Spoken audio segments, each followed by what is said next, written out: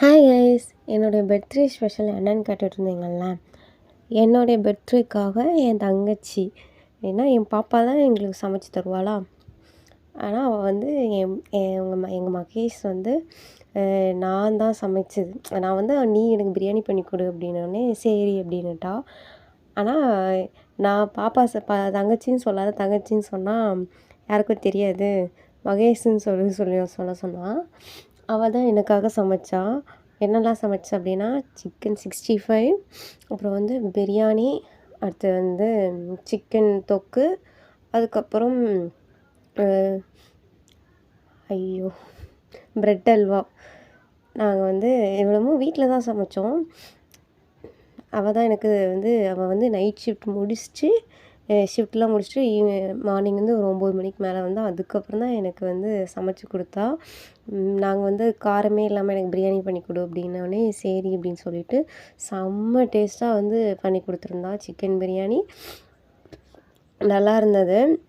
காரமே இல்லாமல், நம்ம கொஞ்சம் காரம் சேர்க்க மாட்டோன்னா காரமே இல்லாமல் பண்ணி கொடுத்து, அப்புறம் சிக்கன் 65வும் அதுவும் நல்லா இருந்துச்சு. அப்புறம் ஸ்பெஷலி கிரேவி நல்லா இருந்துச்சு. கிரேவி தொக்குலாம் சூப்பராக இருந்துச்சு. நான் வந்து சிக்கன் 65னாலே அதில் வந்து லைட்டாக லெமன் ஆட் பண்ணி கொஞ்சம் வெங்காயம் வச்சு கொஞ்சம் சாப்பிடுவேன். அது ஒரு வித்தியாசமான டேஸ்ட்டில் இருக்கும். ஃபஸ்ட்டு வெங்காயம் வச்சு சாப்பிடுவோம், அப்புறம் லெமன் ஊற்றி சாப்பிடுவோம், அப்புறம் வந்து எதையாவது மிக்ஸ் பண்ணி சாப்பிட்டுட்ருப்பேன். அது நல்லாயிருக்கும் சிக்கன் 65யோட சாப்பிட்றதுக்கு.